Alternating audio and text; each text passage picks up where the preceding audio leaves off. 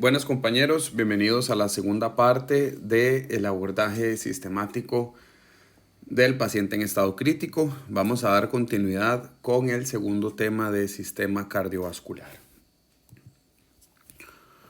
Acá está la misma imagen que les prometí que iba a agregar en todas las presentaciones.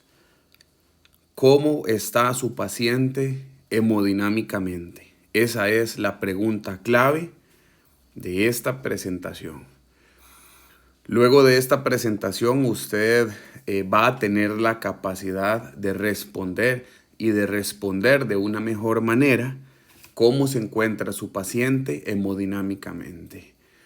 Bien o mal, compensado, cómo se encuentra su paciente. Cuando hablamos del abordaje hemodinámico o el sistema cardiovascular, hay que empezar desde bases de anatomía, un poco de fisiología, para poder comprender lo normal, para poder comprender el organismo en una condición fisiológica esperable. ¿Con qué objetivo? Para identificar las situaciones adversas, fisiopatológicas, enfermedades o alguna otra situación que atente contra la salud del paciente. De esta manera, al reconocer, al estudiar un funcionamiento básico, normal, fisiológico de un corazón saludable, podríamos conversar, podríamos identificar con mucha facilidad un corazón enfermo, qué hacer, qué no hacer y cómo prever este tipo de situaciones o cómo tratar en una unidad de cuidado intensivo o con un paciente en estado crítico este tipo de situaciones adversas.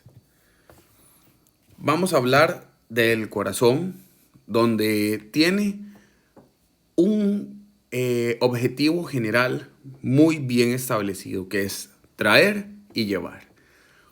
Dicen la mayoría de personas que es un órgano como una bomba, pero existen otras tendencias a describir el órgano del corazón como dos bombas, un corazón derecho y un corazón izquierdo. Un corazón derecho que trae y un corazón izquierdo que lleva. Transportar el oxígeno y los nutrientes vitales en la sangre hacia todas las células del cuerpo. Eliminar los productos de desecho del metabolismo celular y mover las hormonas de una parte del cuerpo a otra. A través del bombeo. El bombeo, ¿quién se encarga de esto? El corazón. El corazón es de tamaño de un puño cerrado. Se encuentra debajo del esternón en el mediastino, entre la segunda y la sexta costilla. El borde derecho del corazón se alinea con el borde derecho del esternón. El borde izquierdo está alineado con la línea media clavicular. Aspectos importantes de reconocer del corazón, vamos a mencionarlos ya mismo, posiblemente los veamos más adelante en esta misma presentación. 4 cámaras, una porción del corazón que trae, una porción que lleva. Expresado esto de otra manera, 2 tipos de circulaciones. Vamos a llamar una circulación menor, en donde traemos todos los materiales de desecho, sangre pobre en oxígeno, a llevar a hacer un intercambio de dióxido de carbono con oxígeno a través de los pulmones, en un tipo de circulación denominada circulación menor.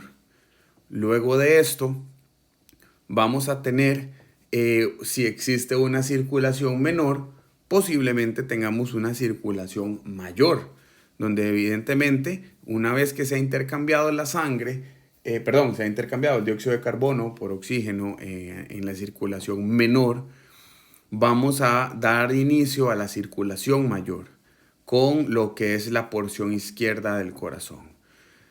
Llámese la atención de ustedes al ver esta anatomía, recordar esta gruesa capa muscular que abraza totalmente el ventrículo izquierdo. Más músculo, más fuerza. Más fuerza, más desplazamiento de un punto A a un punto B mayor movimiento de algo de un lugar a otro. ¿Ok? ¿Por qué es necesario este componente muscular? A mí qué me importa como un enfermero que estoy llevando un curso de cómo atender o cómo mejorar mi atención a pacientes en estado crítico, que el corazón o que me vengan a recordar que el ventrículo izquierdo tiene una gruesa capa muscular que lo envuelve. Más adelante lo vamos a ver. Como existe un momento para análisis y dar continuidad en todo en la vida, inclusive en autopistas, peajes o etcétera, de igual manera son las cámaras cardíacas en donde tenemos válvulas que en un momento dado se cierran, se abren, permiten solo un paso de cierta cantidad de volumen, etcétera. ¿Ok? Continuemos. Todo este corazón está dentro de una bolsa, dentro de un saco que protege al corazón llamado pericardio. El pericardio es un saco que rodea el corazón. Se compone de una capa exterior fibrosa y una capa interior serosa. La capa serosa del pericardio se compone de una capa visceral y una capa parietal. Es un tipo de protección, es un tipo de, bueno, aquí lo denominan como saco, en que aísla el corazón de los demás órganos para darle protección, para aislarlo de los demás componentes musculares, orgánicos, etcétera, ¿ok? También esta capa sirve como lubricante, digámoslo así. Esta capa hace que resbale, que sea dinámico y que no haya fricción y que no haya una resistencia a la hora de en que todos los componentes orgánicos de la caja torácica se mueven y generan ese dinamismo entre la expansión pulmonar a la hora de cada inspiración y el corazón a través de cada latido cardíaco. Entonces, esta capa también tiene sus contras. Vamos a analizarlos a continuación. Existe el espacio pericárdico que separa las capas visceral y parietal del pericardio seroso. Este espacio contiene una delgada capa de 10 a 30 cc de líquido pericárdico transparente que lubrica las dos superficies del pericardio seroso y amortigua el corazón. El corazón también tiene sus capas, sus partes del corazón, en donde vemos acá, si partimos como si fuese una porción de pizza, si sacamos un slide de esto, podemos analizar cada una de las capas del corazón. Hablamos del pericardio fibroso, hablamos del pericardio parietal e inclusive hablamos de este espacio llamado cavidad pericardial, donde mantiene una cantidad de líquido para que sirva como amortiguador para esa dinámica del corazón.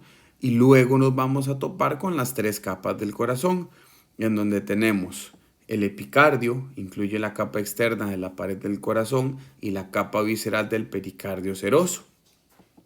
Tenemos el miocardio, que es la porción más gruesa, es la parte central y más grande de la pared del corazón. Esta capa de tejido muscular se contrae con cada latido cardíaco. Y el endocardio, que es la capa más interna del corazón. Mencionábamos con anterioridad que el corazón tiene 4 cámaras, 2 aurículas y 2 ventrículos, 2 izquierdas y 2 derechas. Entonces tenemos aurícula izquierda, ventrículo izquierdo, aurícula derecha, ventrículo derecho. Luego la aurícula derecha va a llenarse de sangre a través de la vena cava superior y vena cava inferior, para que este contenido, para que esta sangre baje al ventrículo derecho, dé inicio a la circulación menor y vuelva a recibir esta sangre ya nuevamente con alta concentración de oxígeno en la aurícula izquierda. La aurícula izquierda va a caer esa sangre al ventrículo izquierdo, donde va a haber una fuerte contracción, donde va a haber un desplazamiento fuerte para dar inicio a la circulación mayor a través del callado aórtico, la aorta y demás componentes arteriales que vamos a ver más adelante. Es hora de poner a trabajar este amigo. A diferencia de otros componentes orgánicos, no mantiene, que no mantienen una ritmicidad, que no es necesario el análisis de este dinamismo. El corazón sí es necesario inclusive llevar electricidad, llevar un sustento energético para poder dar estos fuertes impulsos de contracciones auriculares y ventriculares. Vimos que gran parte del tejido de las cámaras ventriculares, de la porción ventricular, es abrazado por una fuerte capa muscular. Cada músculo va a tener obligatoriamente la necesidad de tener un aporte de oxígeno. El único medio que existe para llevar oxígeno a un componente muscular es a través del sistema de red arterial. Entonces, se desprenden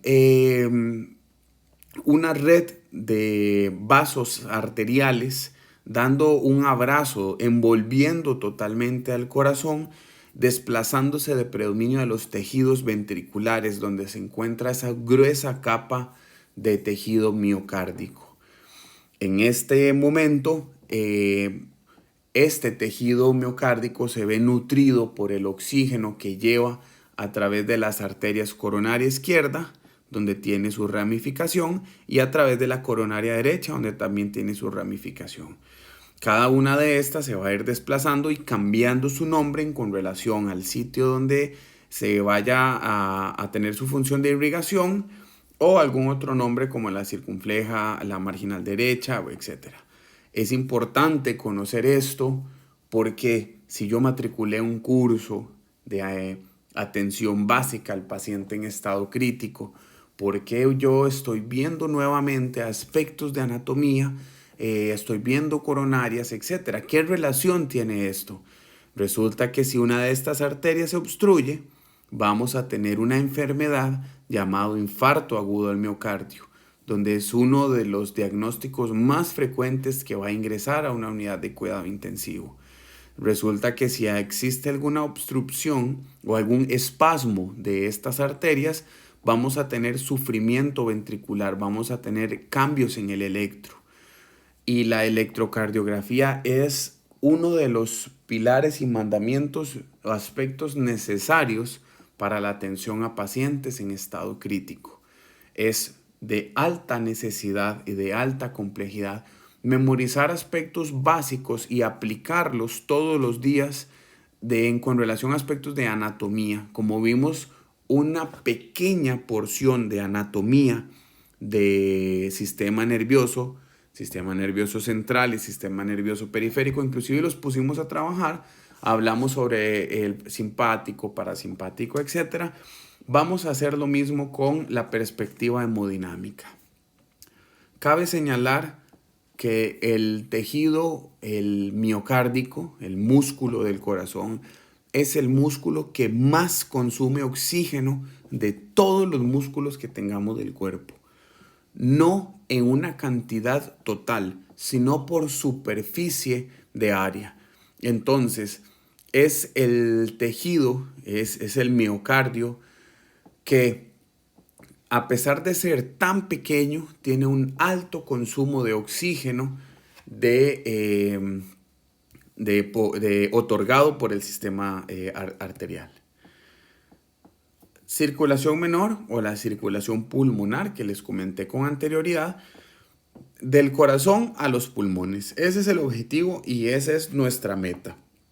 La sangre desoxigenada se desplaza desde el ventrículo derecho a través de la válvula semilunar pulmonar hacia las arterias pulmonares. Recuerden que la arteria pulmonar se llama o se denomina arteria porque es el componente sanguíneo que llega hacia los pulmones, más sin embargo, podríamos decir que es una vena, ya que se encuentra con muy pobres concentraciones de oxígeno, que es una de las características más claves de este componente de la red venosa versus la red arterial.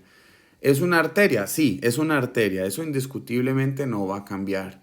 Pero sí cabe la particularidad que es la arteria que tiene menos concentración de oxígeno en con relación a las otras.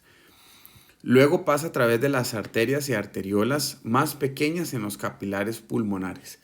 También aquí cabe mencionar que así como cuantificamos la presión arterial, que es básicamente la presión con la fuerza que se desplaza la sangre del ventrículo izquierdo hacia todo el cuerpo, a través de una cuantificación de dos momentos de fuerza, llámese esos dos momentos una actividad sistólica y una actividad diastólica, de igual manera se cuantifica y se interpreta la presión arterial pulmonar, cayendo en una de las enfermedades tal vez no tan frecuente, pero sí importante mencionar, de hipertensión pulmonar. La cuantificación de esta presión arterial sí se tiene que hacer de predominio con un catéter invasivo. Más adelante lo veremos. La sangre llega a los alvéolos e intercambia dióxido de carbono por oxígeno. Más detalles cuando veamos el abordaje respiratorio del paciente en estado crítico. Por ahora, esa es la información que necesito que dominemos desde la perspectiva hemodinámica. Una vez oxigenada, regresa a través de las vénulas, de las venas y las venas pulmonares, y las venas pulmonares transportan la sangre oxigenada de vuelta a la aurícula izquierda del corazón. Las venas pulmonares son las venas que más cantidad de oxígeno tienen en con relación al resto de la red venosa del cuerpo. Básicamente esto ocurre, una contracción auricular donde la cantidad de sangre va a caer al ventrículo derecho, del ventrículo derecho, a través de la fuerte contracción que ocurre en los ventrículos se va a desplazar la sangre hacia la circulación menor. Luego de esto va a llenarse las aurículas nuevamente, la aurícula izquierda, en donde se va a desplazar ese contenido nuevamente hacia el ventrículo izquierdo. Y del ventrículo izquierdo, vean que en el mismo momento que ocurre la contracción del ventrículo derecho, hay un desplazamiento de la sangre del ventrículo izquierdo hacia el inicio de la circulación mayor. Ciclo cardíaco. Fuera con la sístole, dentro con la diástole. Esto es como una frase fácil de recordar que nos conceptualiza y nos da un panorama bastante claro sobre lo que pasa durante una sístole y lo que pasa durante una diástole. Durante la sístole los ventrículos se contraen y envían la sangre en viaje de ida. Durante la diástole los ventrículos se relajan y se llenan de sangre. Las válvulas mitrales y tricúspides se abren y las válvulas aórtica y pulmonar están cerradas. Este es el objetivo de la circulación mayor. Vimos la circulación menor, donde toda la red venosa cae a la aurícula derecha, cae al ventrículo derecho. Nos vamos a la circulación menor con el objetivo de crear un intercambio de dióxido de carbono-oxígeno. Volvemos con la sangre nuevamente cargada de oxígeno a la aurícula izquierda. Caemos al ventrículo izquierdo e iniciamos la circulación mayor, llevando demás componentes nutricionales, oxígeno y etcétera al resto del organismo, órganos, huesos y demás. Explicado, esto es básicamente la misma dinámica de acá, en donde podemos ver que el componente, las aurículas, a la hora que sale la sangre del ventrículo izquierdo, va a pasar a lo que es la porción superior cefálica y al resto del cuerpo que va a demandar la respiración y demandas nutricionales, etc. Llenado más llenado. La diástole consiste en el llenado ventricular y la contracción de las aurículas. Durante el llenado ventricular, el 70% de la sangre de las aurículas drena a los ventrículos de forma pasiva por gravedad. el periodo activo de la diástole, la contracción auricular representa el 30% restante de la sangre que pasa a los ventrículos. Hay tres términos que es necesario conocerlos, entenderlos e inclusive cuantificarlos si el método de monitorización así lo permite, la unidad de cuidado intensivo donde laboren, que es precarga, poscarga y contractibilidad. Y la dinámica más sencilla de poder comprender esto es comparándolo con inflar un globo. Por eso estas dos imágenes que están aquí bastante claras.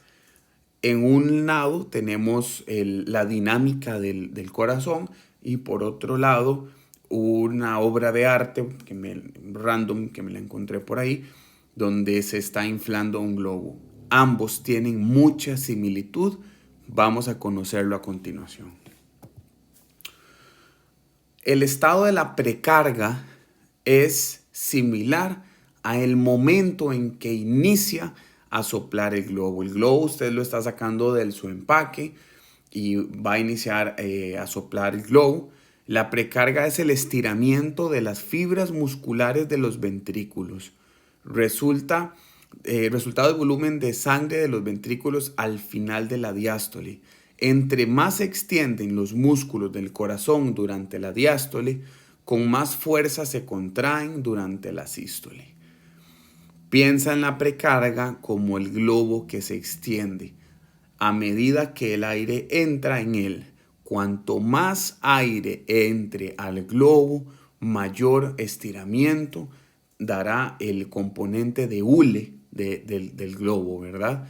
Entonces, no es lo mismo que usted tome un globo y lo cargue con una o dos bocanadas de aire a que lo haga con 3, 4 o 5. Va a haber más precarga, va a tener más capacidad, más aire dentro del globo. De igual manera con el estiramiento de las fibras musculares de los ventrículos, en donde van a mantenerse muy cargados de componentes sanguíneos para hacer luego dar continuidad al siguiente ciclo a través de la contracción. La contractibilidad es estirar el globo. Se refiere a la capacidad inherente del miocardio a contraerse normalmente. ¿A qué se refiere normalmente? Sin un fármaco o sin un dispositivo mecánico que colabore a esta contractibilidad. Se ve influida por la precarga, obviamente. ¿A qué quiero decir con esto? O llamarlo como un término obvio. Ya les voy a explicar con estos dos dibujos. Cuanto mayor es el estiramiento, más contundente la contracción. Entre más aire entre al globo, más lejos volará cuando se permite que expulse el aire. No es lo mismo una o dos infladitas de globo que llegarlo a 3 o 4 o 5 infladas de globo. Vamos a sostenerlo fuerte sin hacerle el nudo y lo vamos a soltar. ¿Cuál globo tardará más tiempo en el aire dando vueltas? Posiblemente el que más cantidad de aire tenía. ¿Por qué? Porque va a tener una mayor fuerza contráctil, va a tener una mayor fuerza, mayor necesidad para sacar el aire que está dentro desde afuera. La contractibilidad de este globo va a ser menor, porque la cantidad de aire que está dentro del globo es menor que este otro de arriba. Hablemos de un corazón.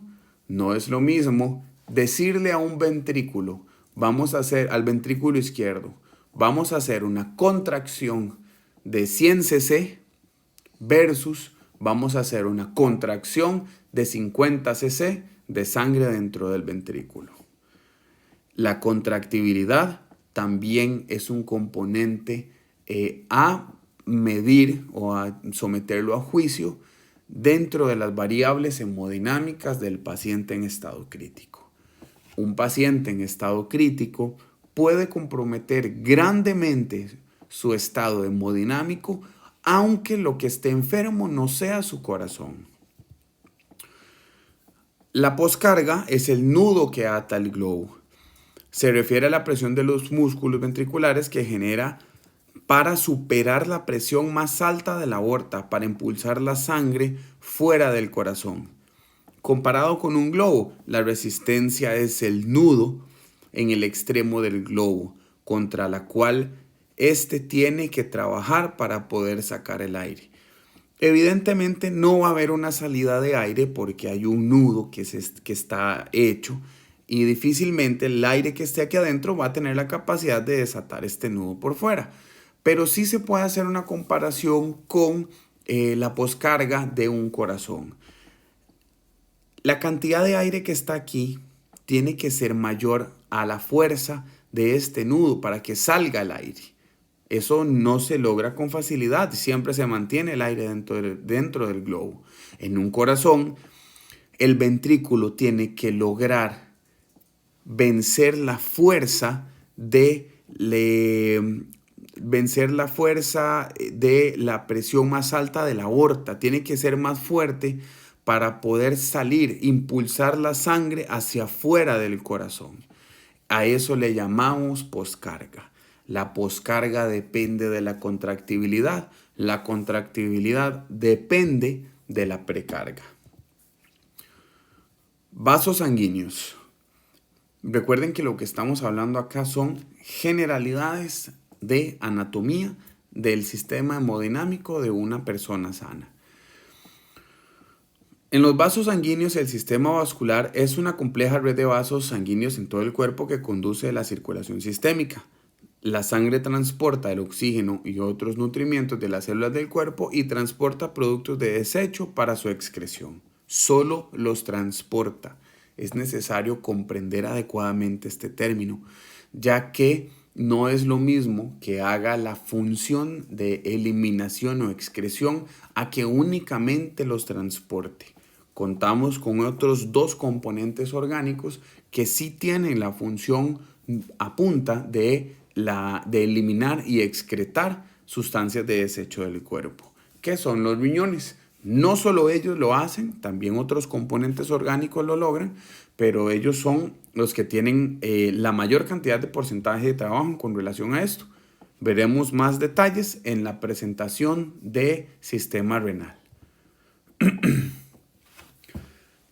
Hablamos de que en una temática de precarga los responsables de predominio son la red venosa, y hablamos de un sistema de poscarga que tenemos que ser más fuertes que la presión que nos genera la aorta inclusive para transporte de la sangre a través de las arterias. Pero vamos a conocernos primero. Vamos a saber quiénes son los que van a llevar esto. Vamos a conocer la marca del bus para ver hasta dónde podemos desplazarnos. Empecemos con las arterias, en donde son componentes similares las arterias a las venas.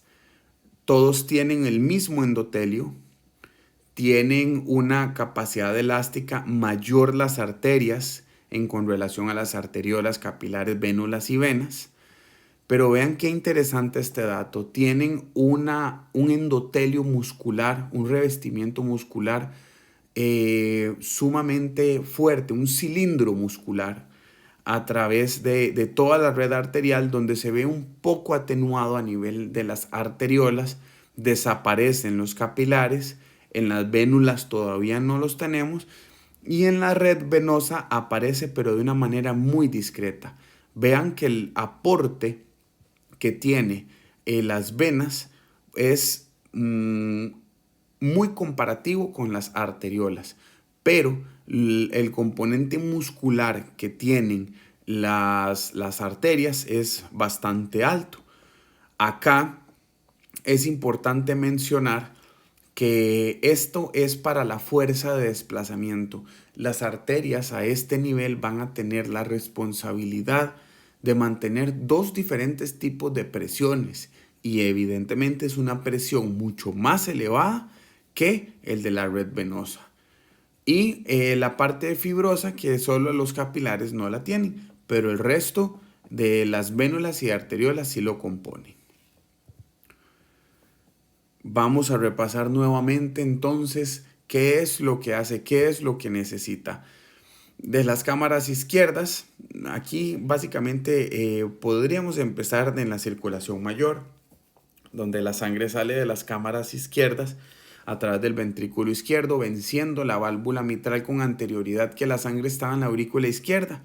Aurícula izquierda, válvula mitral, ventrículo izquierdo, somos más fuertes que la válvula aórtica, vencemos el nudo del globo, vencemos la poscarga que mencionábamos con anterioridad y damos inicio a la circulación mayor, donde vamos a pasar por esa característica elástica de los componentes de las arterias, donde vamos a llegar a puntos sumamente delgados con el objetivo de llevar ese oxígeno, de llevar esos nutrimientos, de llevar todas las demandas organomusculares, esqueléticas, etcétera, hasta las puntas más delgadas que son las capilares.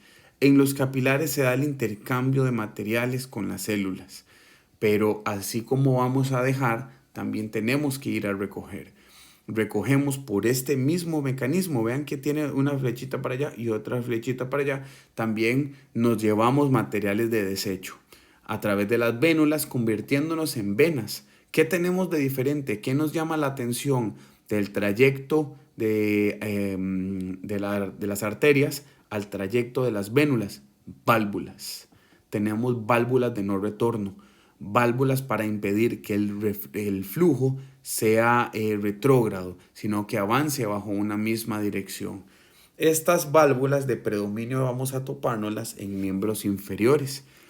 Cuando existe una afección, una enfermedad en donde fallan este tipo de válvulas y se producen lo que conocemos como varices, en donde sí la sangre va a tener una alta dificultad para dar continuidad a su desplazamiento por una lesión de estas válvulas.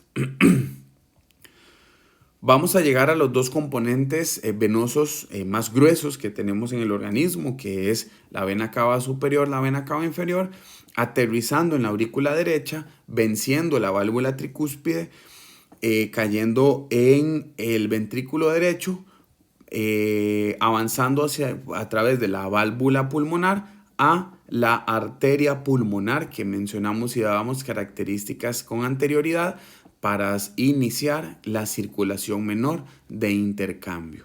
Vean que también son capilares.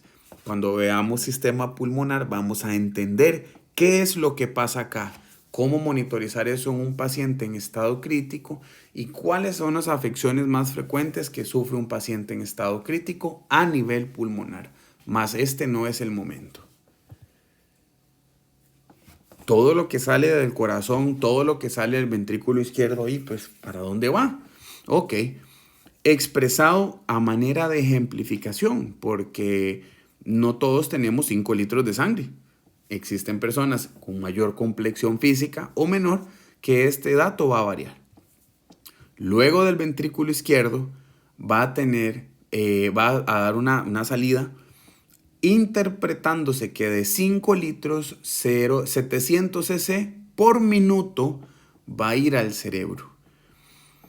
200 cc por minuto van a ser solo para la irrigación del tabique miocárdico, de toda la porción miocárdica. Va a verse nutrida en 200 cc por minuto de toda la cantidad de sangre que sale del ventrículo izquierdo. Ven la cantidad de sangre que demanda el miocardio. 1.3 litros para lo que es el hígado y el sistema digestivo. 1 litro por minuto para los riñones. Y de igual manera para el componente musculoesquelético. 250 cc para la piel y 450 cc para los huesos. Pero vean qué interesante, como hablábamos de una circulación mayor, como hablábamos de un aporte a través de la red arterial, tenemos una recogida a través de la red venosa. De cuánto porcentaje se compone la red venosa que llega hacia a la aurícula derecha. Un 9% de huesos y otras cosillas por ahí, 5% de piel, 21% de la parte musculoesquelética, 20% de los riñones, 27% del sistema digestivo y el hígado, 4% del corazón y 14% del hígado. Vean que se compara la red muscular, que es un poco menor los dos riñones. La cantidad de sangre que va a aportar hacia la red venosa, los riñones, es un 20%. Es sumamente grande este aporte que hace este componente orgánico. Hasta acá, conocer, reconocer y repasar los aspectos anatómicos de un sistema hemodinámico de un paciente sano. Vamos a darnos la tarea de dar una investigación sobre el estado hemodinámico del paciente en estado crítico. Lo primero es conocer el motivo de consulta, el motivo principal de la consulta. Es evidente que mi paciente va a tener un mayor compromiso hemodinámico si su problema de consulta va a ser por una afección en este mismo sistema.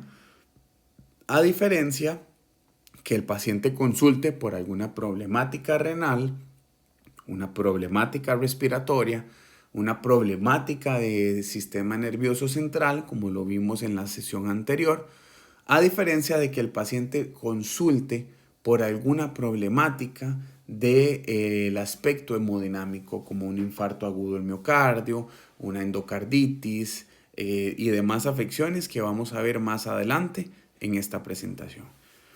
Los individuos con problemas cardiovasculares por lo general citan problemas específicos: dolor precordial, pulso cardíaco irregular y palpitaciones, debilidad o fatiga, edemas en las extremidades, mareos, dolor de cabeza, dolor en las extremidades como dolencias en las piernas o calambres. También es importante conocer la salud personal y familiar. Ya sé por qué vino, pero cuénteme quién era usted antes de venir al hospital.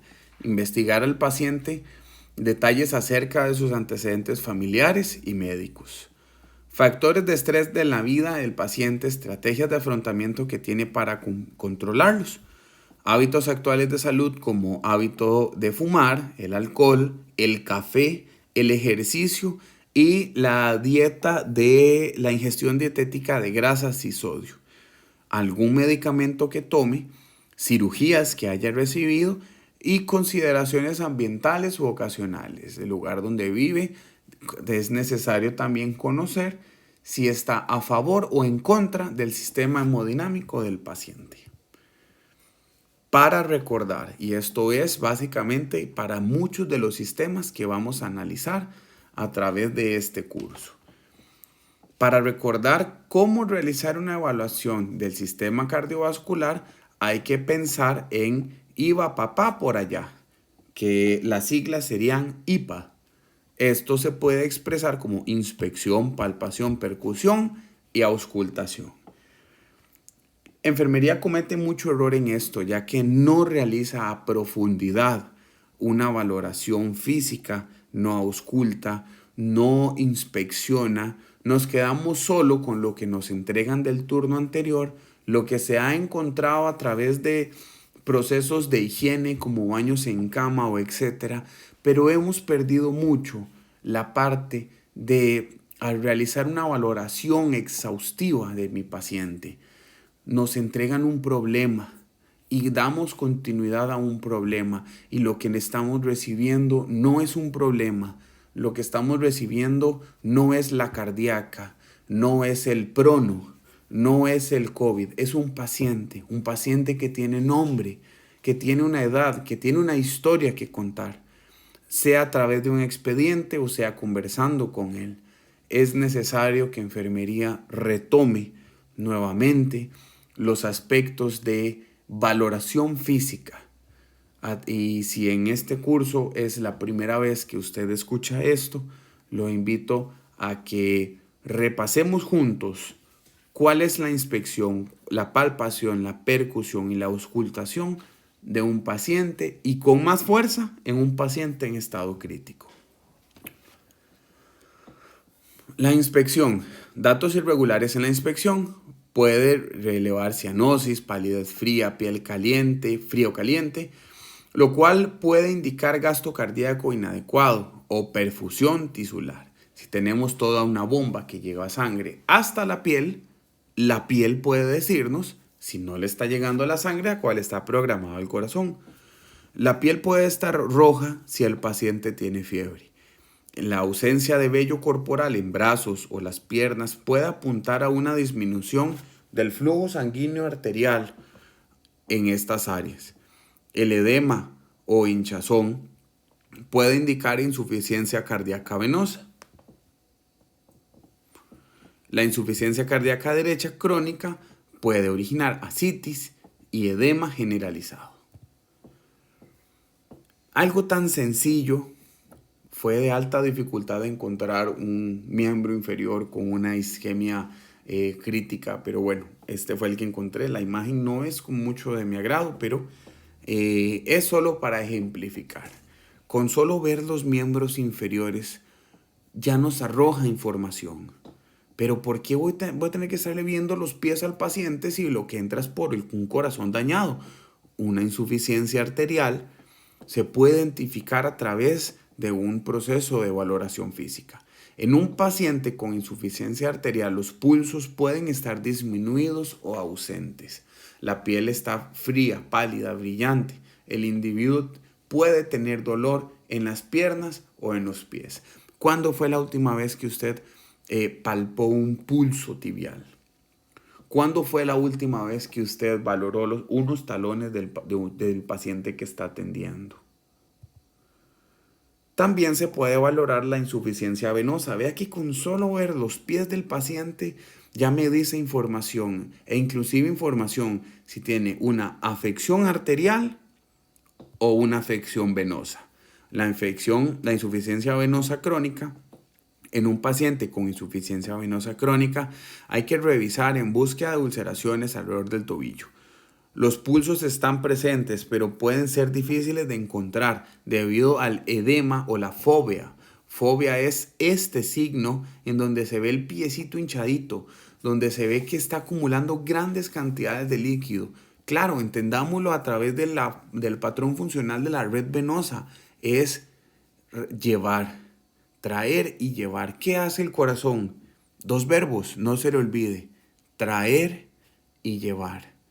¿Qué llevo? Sangre rica en oxígeno y nutrimientos. Si no logro llevar sangre rica en oxígeno y nutrimientos, voy a observar un pie así.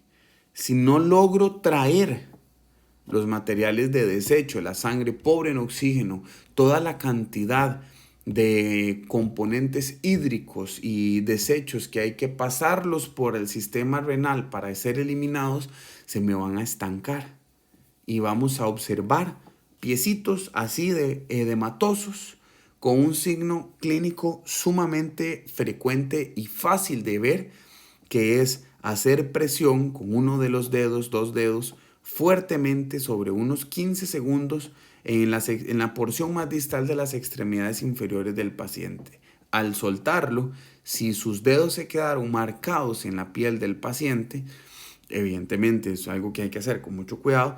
Si se quedaron marcados y queda el relieve de sus dedos prácticamente que dibujados, trazados un mapa sobre el paciente, ese signo se llama fobia. Fobia puede ser porque esté ocurriendo alguna problemática a nivel venoso del paciente. Palpación, valorar la temperatura, la turgencia y la textura de la piel. Palpar suavemente la región precordial para encontrar el pulso apical. Buscar arcadas o frémitos. Estos son vibraciones finas que se sienten como el ronroneo de un gato. En la percusión es el menos útil para lo que es con relación a los demás métodos de evaluación para lo que es el abordaje hemodinámico, pero puede ayudar a localizar los bordes cardíacos. En la auscultación es el método de valoración que más información nos va a dar en este caso. Los ruidos cardíacos normales indican eventos en el ciclo cardíaco que se reflejan en las áreas específicas de la pared torácica. Los sitios de auscultación se identifican por los nombres de las válvulas cardíacas, pero no están situados directamente sobre ellas. Hay 5 espacios de auscultación. En la parte aórtica, la parte pulmonar, la parte tricuspidia y la parte mitral. De nuevo, no están situados exactamente sobre la válvula, pero llevan los mismos nombres, lo cual nos va a favorecer para memorizar los sitios en que vamos a auscultar al paciente. Un quinto sitio es de aórtico accesorio. Este tipo de valoraciones de auscultación es más fácil entenderlas a través de un video o escuchando un sonido normal para poder interpretar un sonido anormal con mayor facilidad.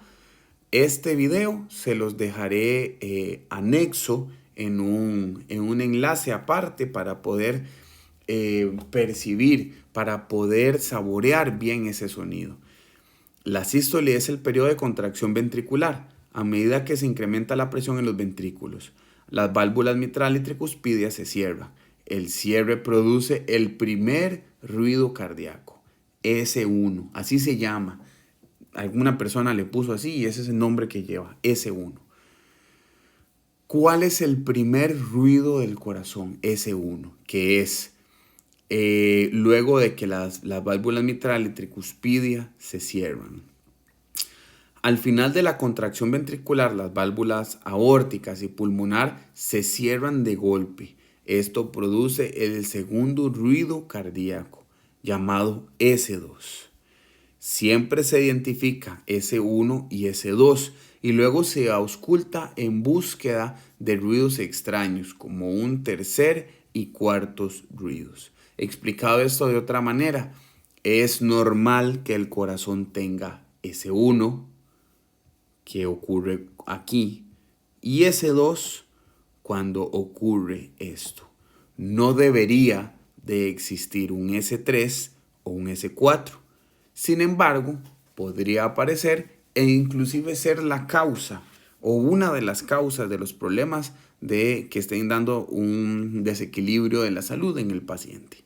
También auscultar murmullos, vibraciones, soplos o retumbos o frémitos. Aquí es donde dejé el espacio para recordarles que vayan a ver el video del enlace de lo que significa S1 y S2. No necesitan un paciente en estado crítico para ver esto. Con alguien de confianza, acerque su oído sobre los sitios de auscultación cardíaca y analice. Busque S1, busque S2 y si encuentra S3, llame a alguien porque posiblemente su familiar o la persona a quien está haciendo eso has encontrado un ruido extraño. ¿Okay? ¿Qué quiere decir un tercer ruido? Puede producirse generalmente en un niño o un adulto joven. Es normal o esperable en un niño o adulto joven. Si tiene más de 30 años de edad, por lo general indica trastornos como insuficiencia cardíaca, congestión pulmonar, cortocircuito intracardíaco. Más adelante vamos a tener una conceptualización más extensa del llamado shunt o el llamado cortocircuito, de predominio cuando veamos sistema pulmonar. Un infarto agudo del miocardio, anemia, tirotoxicosis o insuficiencia mitral o tricuspidia. Un cuarto ruido podría darnos igual señales de que es un infarto. Puede ser un paciente con hipertensión, una coronariopatía, una miocardiopatía o una presión ventricular izquierda más alta. Otro medio de diagnóstico muy popular, muy utilizado, inclusive a realizarse de manera rutinaria, es el famoso electro. Es el EKG, pero el de 12 derivaciones. No el EKG que vemos en el pinche monitor, donde pensamos que todo está bien porque vemos que el que sigue se parece al anterior y todos van parecidos. un electrocardiograma de 12 derivaciones, donde se mide la actividad eléctrica del corazón y graba como formas de onda. Es una de las herramientas de diagnóstico más valiosas y utilizadas de predominio en la UCI. Vamos a poner a trabajar el corazón desde un abordaje eléctrico. Va a haber un primer impulso. Recuerden que vimos que el corazón necesita una contracción auricular, una contracción ventricular, inclusive necesita ritmo, necesita que sea un evento rítmico, porque hablamos que en el momento en que se da la contracción de las aurículas, la cantidad de sangre, primero era el 70 por un evento ya de gravedad, y el otro 30% restante aproximadamente se da a través de la contracción de las aurículas, donde la cantidad de sangre va a vencer las resistencias, va a caer en los ventrículos y luego de la contracción ventricular va a dar inicio a sus respectivos ciclos, sea mayor o menor. Pero todo esto implica un gasto energético, eléctrico y atípico con relación diferente totalmente a la dinámica del resto de los componentes orgánicos. ¿Se imaginan que el riñón tenga un componente de bombeo similar a este? Ha de demandar también una red eléctrica dentro de los mismos. Sin embargo, el corazón es prácticamente uno de los únicos que tiene este sistema extra, un sistema eléctrico. El evento primario nace del nodo sinoatrial, en donde va a dar una descarga, donde aquí se va a replicar hacia el nodo atrioventricular. Vamos a tener a desplazar ese primer bombazo energético eléctrico hacia los tractos internodular mediano, internodular posterior y hacia el haz de Bachmann para dar igual impulso eléctrico a la aurícula izquierda. A partir de este momento del nódulo atrioventricular vamos a bajar hacia el haz de His izquierdo y el haz de His derecho hasta llegar a las fibras de Purkinje para dar un evento contráctil generalizado y fuerte, lleno de energía y lleno de fuerza para poder dar continuidad a los ciclos mayor y menor. ¿Okay? Aprovecho para decir que en este curso, en este módulo, lo que se ve de electrocardiografía es muy básico.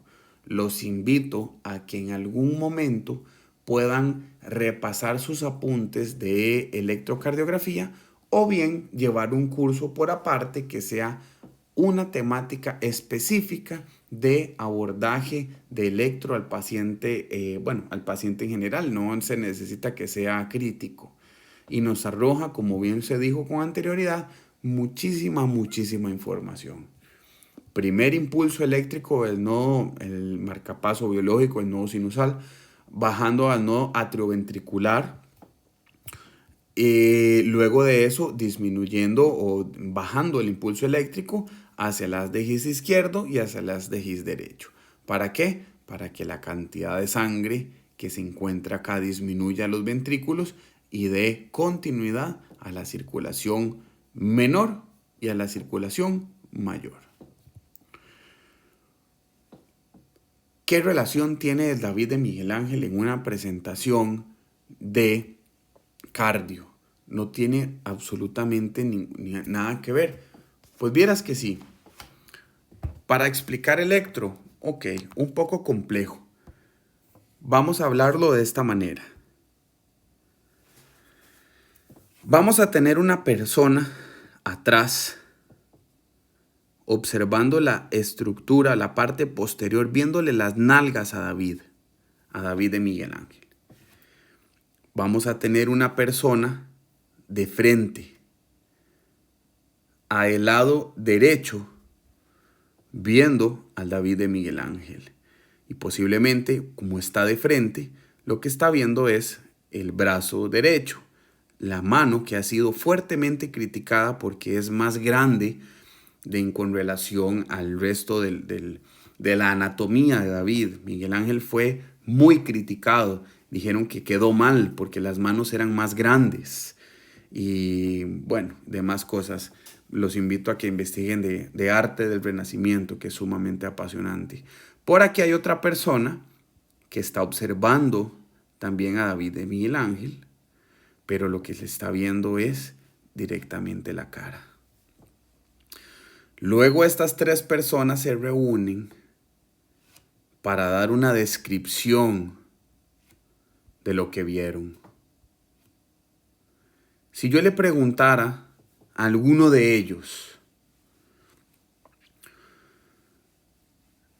¿quién identificó que la mano derecha de David de Miguel Ángel es más grande?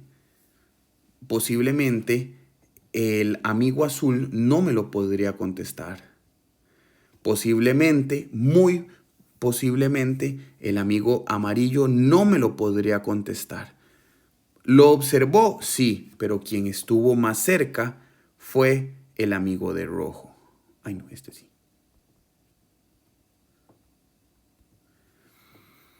Si hiciéramos la pregunta sobre el tamaño de la nariz de David de Miguel Ángel, posiblemente el amigo de amarillo no me podría contestar, porque lo que él está viendo es la espalda y las nalgas a David.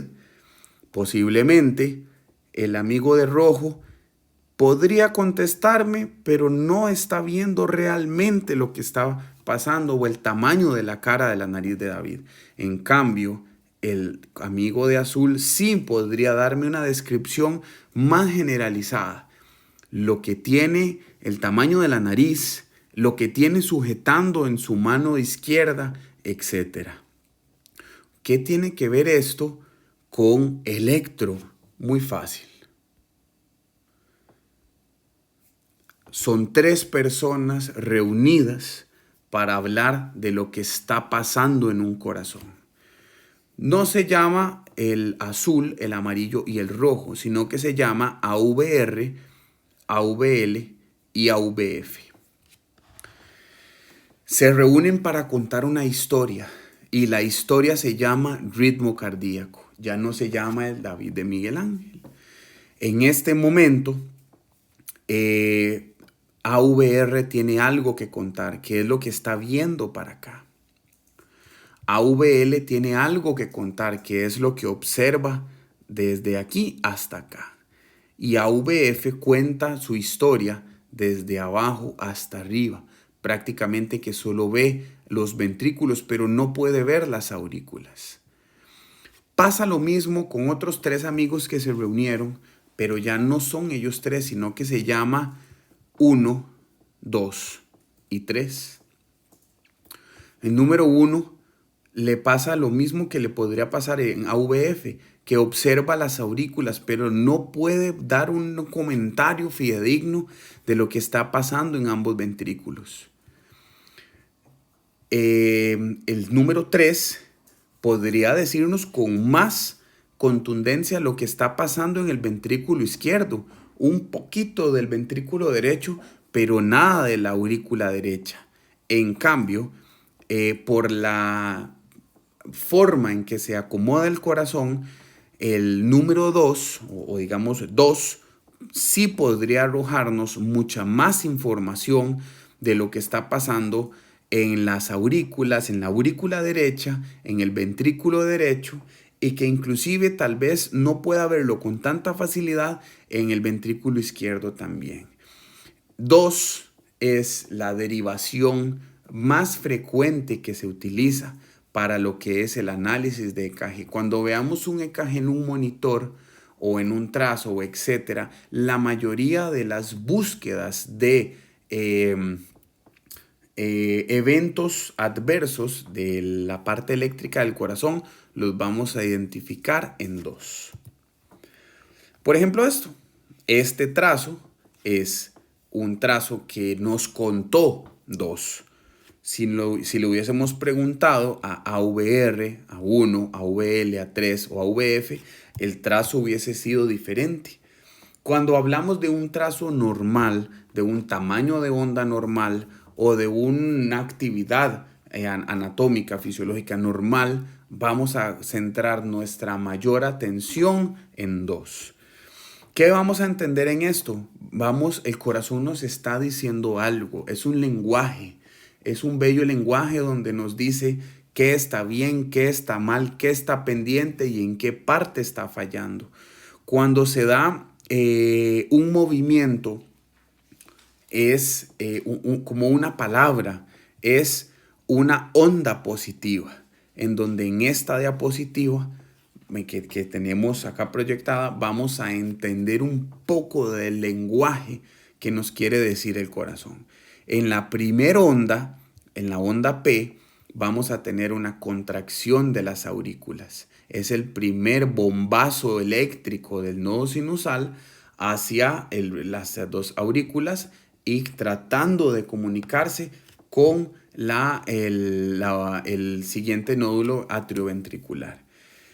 Sigue una pausa, no ocurre mayor cosa, pero luego viene el complejo QRS. Vean qué grande.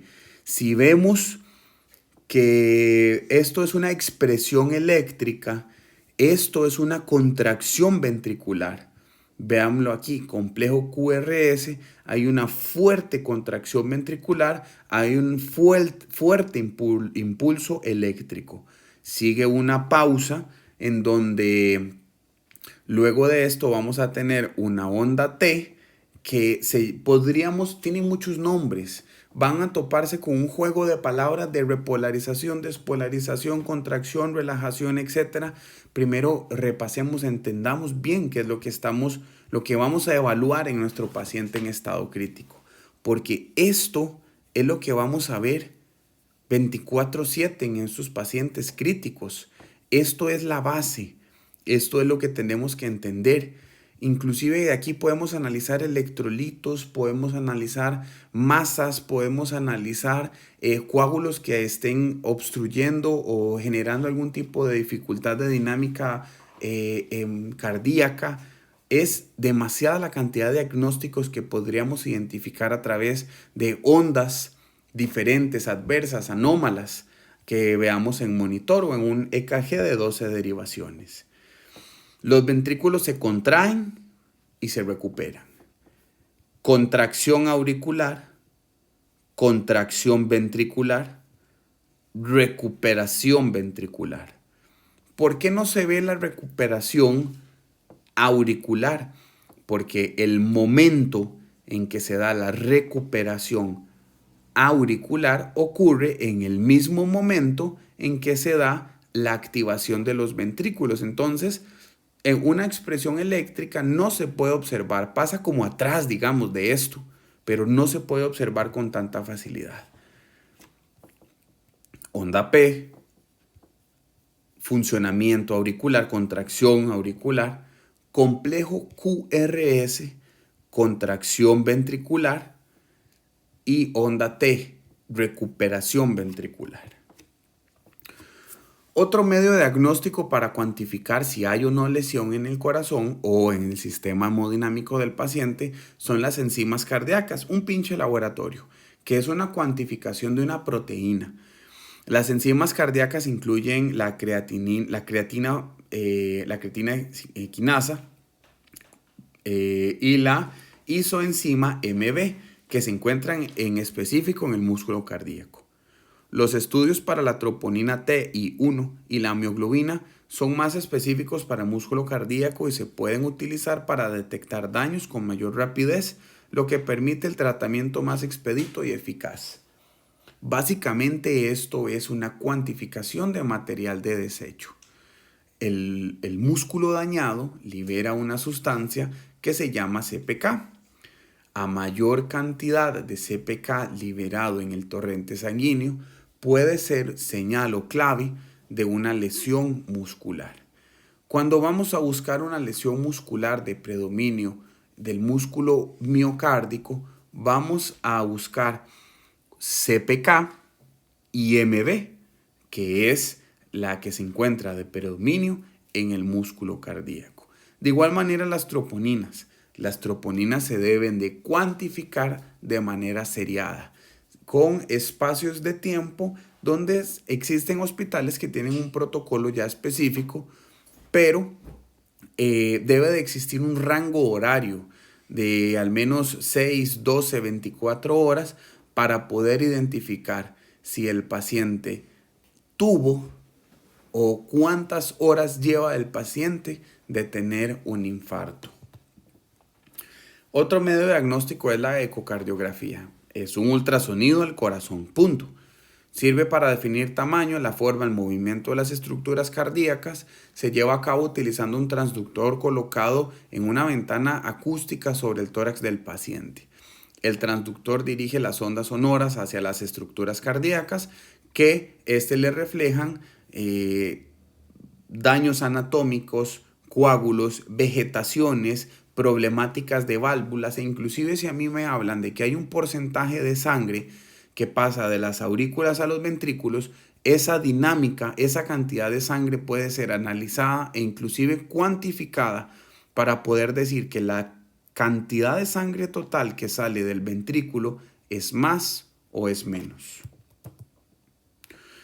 Este mismo ultrasonido se puede hacer, pero en vez de colocar el ultrasonido sobre el tórax del paciente, se puede hacer introduciendo una sonda en la cavidad esofágica del paciente, donde se va a dar la onda ultrasonográfica e identificando afecciones diferentes del corazón.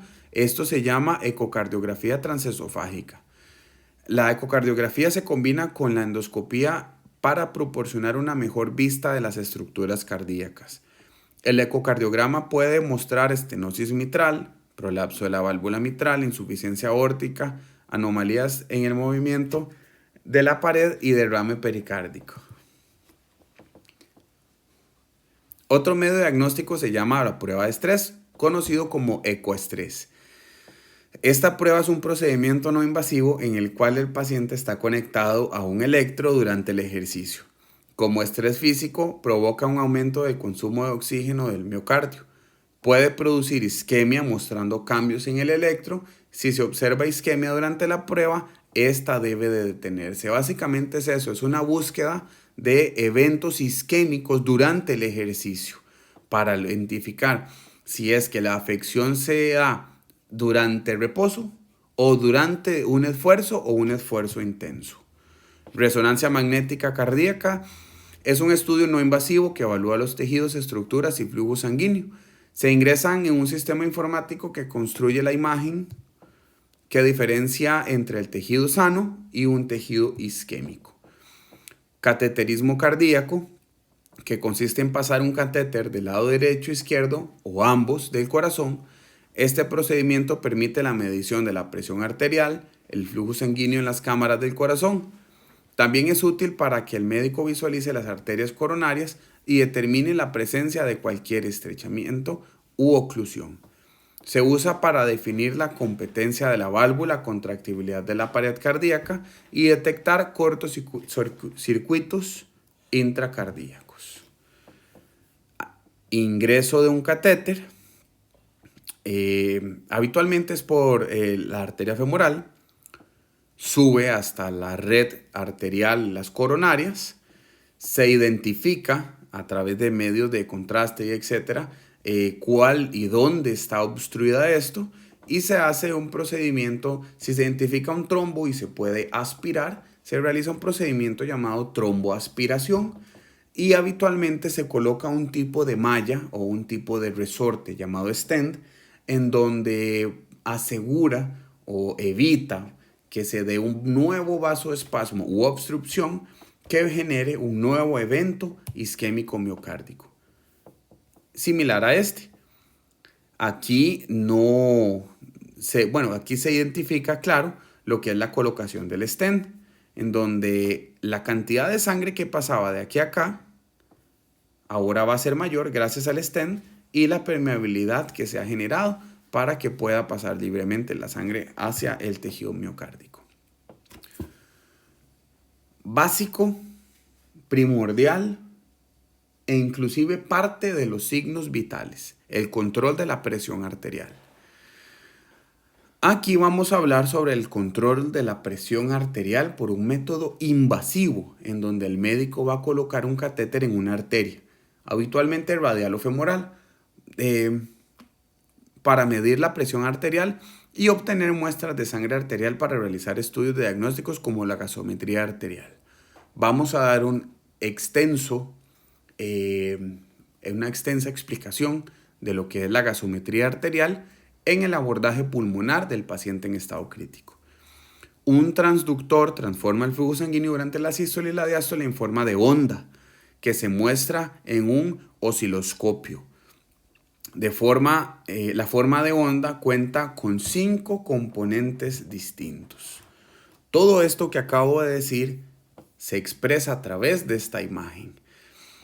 Existe la presión arterial no invasiva, que es el brazalete que nos han puesto a todos en algún momento de la vida, y existe la presión arterial invasiva, que es ya no colocar un brazalete en un brazo, sino canalizar una arteria, de nuevo, habitualmente la arteria radial, en donde se va a colocar un transductor, un tubito, para que se imaginen algo, como una porción como similar a los que se utilizan para la colocación de vías periféricas, que básicamente es una porción, como un cilindro de hule, digámoslo así, para utilizar palabras un poquito más criollas.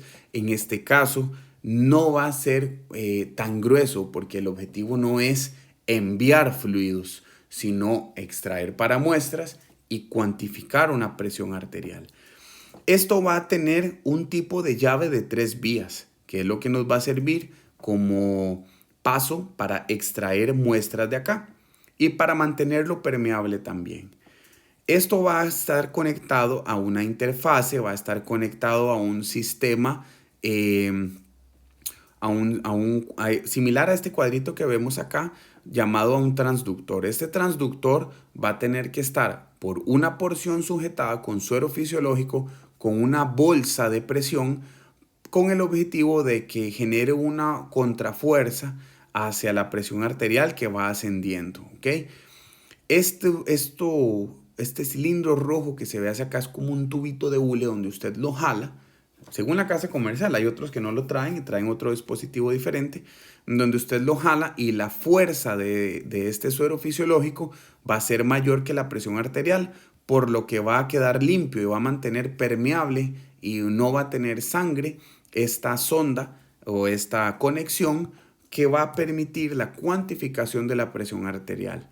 La evidencia científica habla de que esta solución fisiológica debería tener de 5 a 10.000 unidades por cada litro para mantener libre de coágulos esta conexión. Sin embargo, es importante acatar y mantener los protocolos que utilicen en cada uno de sus hospitales. Esta fuerza que genera, que van a ser 2 fuerzas, la sístole y la diástole, va a ser interpretada en un monitor cuantificado por una onda, ilustrado sería más bien graficado por una onda, y cuantificado por una presión que va a ser la presión arterial. Para esto es necesario, según el lugar donde nos encontremos, atmosferizar, o lo que llamamos poner en cero, la presión arterial para tener una lectura fidedigna de la presión arterial del paciente. El monitor nos va a arrojar esto, que es una onda, donde es similar a la anterior, similar a la que sigue, que me dice información también. Esa información o esta onda nos muestra 5 momentos que lo mencionaban con anterioridad. La rama anacrótica, la presión sistólica máxima o el pico, la rama dicrótica, la muesca dicrótica y el final de la diástole. Expresado esto de otra manera, actividad sistólica, y de aquí para abajo, actividad diastólica. Presión venosa central, un método de cuantificación poco utilizado, ya se usa con menos frecuencia en las unidades de cuidado intensivo. Se podría utilizar para lo que es la cuantificación de otras variables, sí necesarias a conocer, pero ya sí es muy poco usado en las unidades de cuidado intensivo. Este procedimiento médico se inserta un catéter a través de una vena de grueso calibre, no una periférica, sino central, y lo hace avanzar hasta que la punta se encuentre cerca o dentro de la aurícula derecha. Debido a que no hay válvulas principales en la unión de la vena cava y la aurícula derecha, la presión final de la diástole se refleja de vuelta al catéter. En los pacientes en estados críticos, cuando están conectados al transductor, el catéter mide la presión venosa central, un índice de la función ventricular derecha y volumen sanguíneo venoso central. Que básicamente es esto, lo que nos va a arrojar o lo que nos va a mencionar es la cuantificación de la presión, donde se habla debería estar entre 0 y 5. De igual manera, durante los momentos o los tiempos de actividad arterial del electrocardiograma, vamos a tener lo mismo cuantificado y expresado gráficamente en la presión venosa central.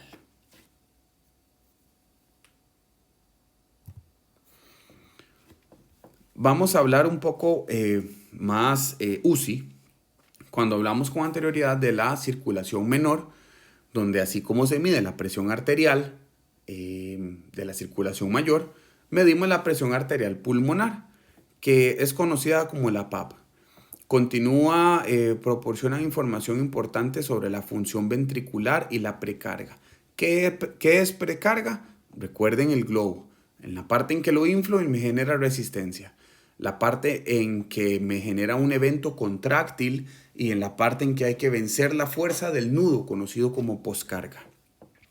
Se usa esta información para monitorizar y ayudar al diagnóstico, completar la evaluación y guiar las intervenciones y proyectar los resultados del paciente.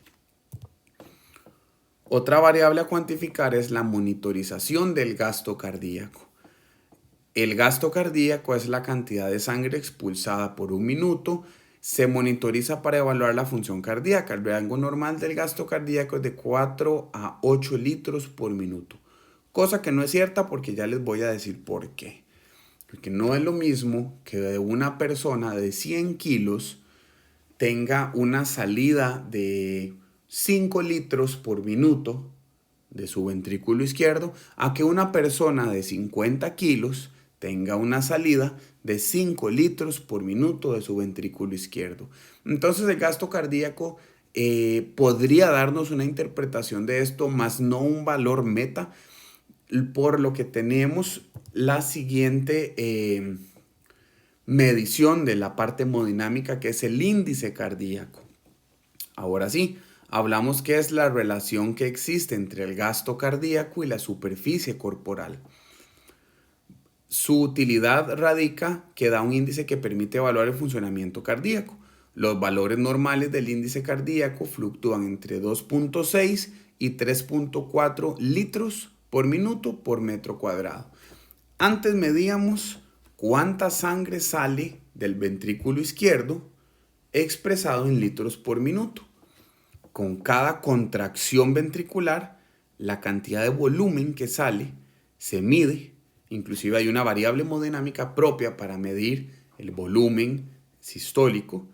Eso se cuantifica por la frecuencia cardíaca, el volumen de latido, y nos va a generar el gasto cardíaco.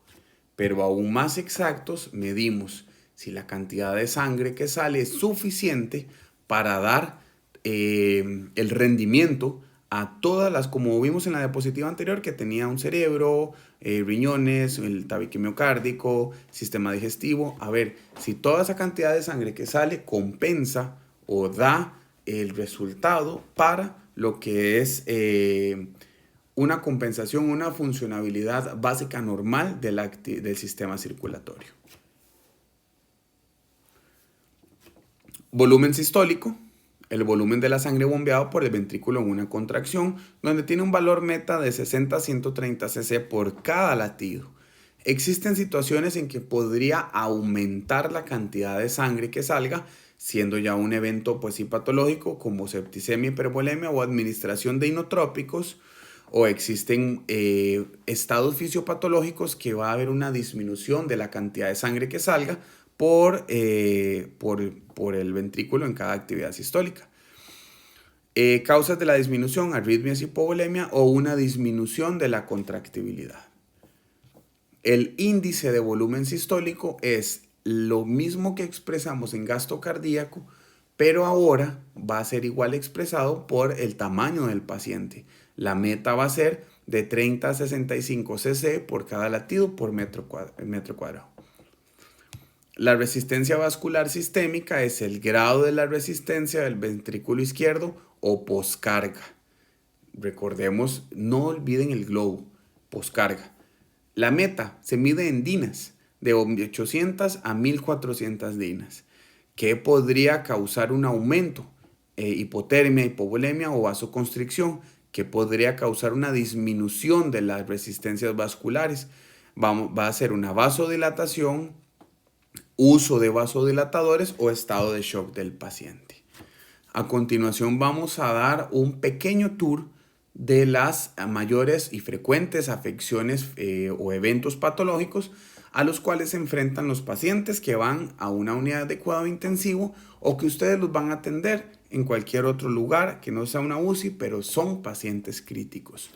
Cirugía cardíaca, una revascularización de coronaria, en donde tenemos un infarto agudo del miocardio, tomamos una donación de componentes arteriales o venosos y se hacen puentes. Se toma una pequeña porción de la aorta, o sea, se toma no, sino que se ancla.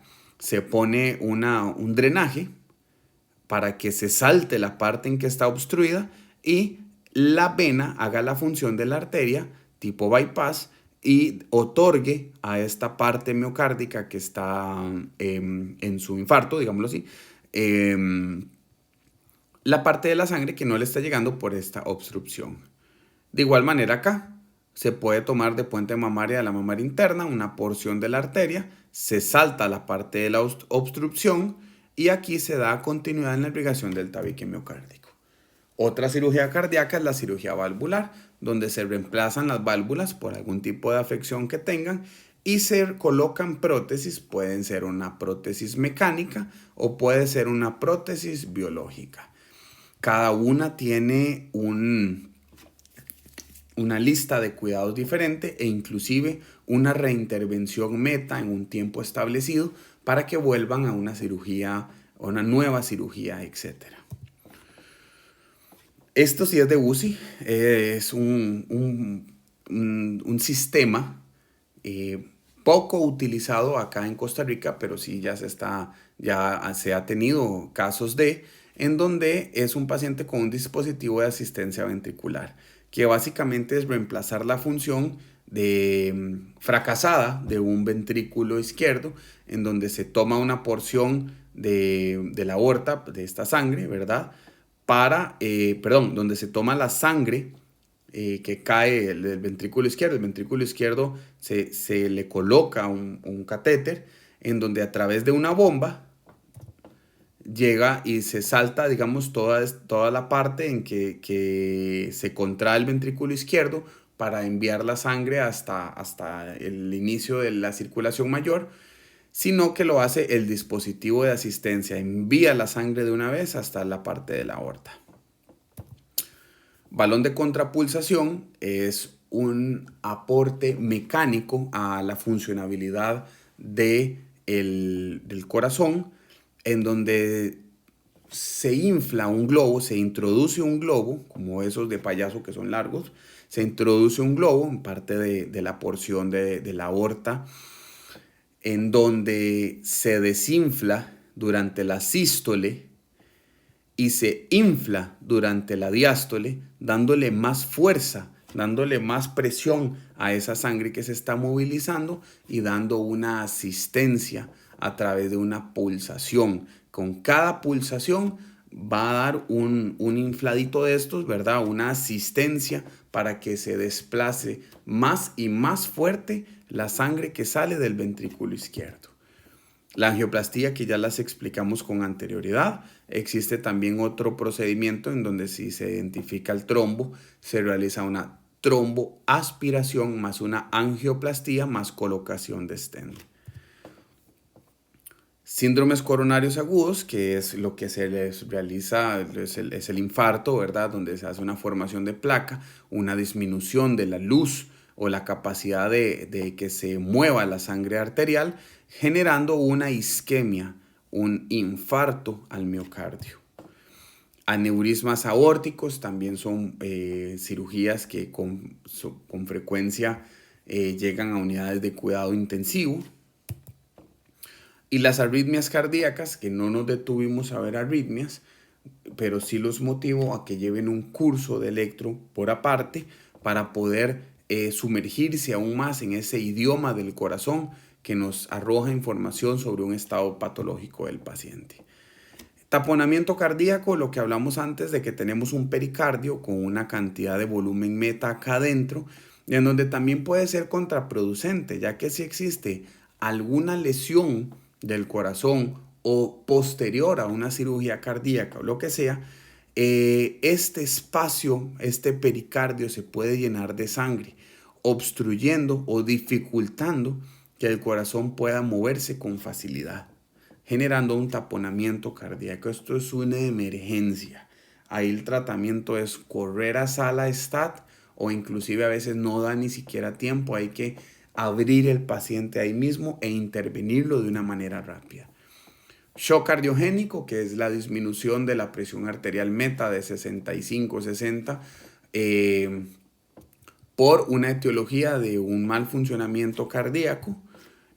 Crisis hipertensivas, que también estos pacientes podrían llegar a estar en una unidad de cuidado intensivo con una monitorización continua, uso de fármacos de vasodilatadores, de fármacos vasodilatadores de manera continua. Y volvemos a nuestra imagen clave. ¿Cómo está su paciente hemodinámicamente? Llega el supervisor de enfermería, llega el coordinador. Usted le pregunta, usted es el supervisor de enfermería y le pregunta a uno de los enfermeros de atención directa. Usted acaba de recibir una llamada telefónica. Dicen, buenas, ¿es para entregar el paciente que va para la cama 3? Su pregunta tiene que ser, ¿cuál es el estado hemodinámico del paciente? ¿Está bien o está mal? ¿Tiene algún fármaco que le ayude a estar bien? ¿Está mal? ¿Por qué está mal? ¿Tiene un taponamiento? ¿Tiene un síndrome coronario agudo? ¿Qué se hizo de manera temprana para conocer cuáles son las intervenciones que ha recibido el paciente? Cuando usted está atendiendo al paciente, ¿cuál es el estado hemodinámico del paciente? ¿Cuál es la historia que me tiene que contar? ¿Es tabaquista? ¿Es tabaquista pasivo? ¿Vive en un lugar donde se generan altos contaminantes que dañan el corazón? No se le olvide esta pregunta, y esta es la pregunta clave. Observe el electro y pregúntese cuál es el estado hemodinámico del paciente. Fíjense la curva de la línea arterial y pregúntese cuál es el estado hemodinámico del paciente. Si el paciente tiene un método de monitorización hemodinámica invasiva y más de avanzada, donde te genera datos que acabamos de conocer como resistencia cardíaca, precarga, poscarga, gasto cardíaco, ¿cuál es el estado hemodinámico del paciente? Muchas gracias por su atención. Los invito a que continuemos con semana 3 y las demás semanas de este curso tan provechoso de atención básica al paciente en estado crítico. Muchas gracias.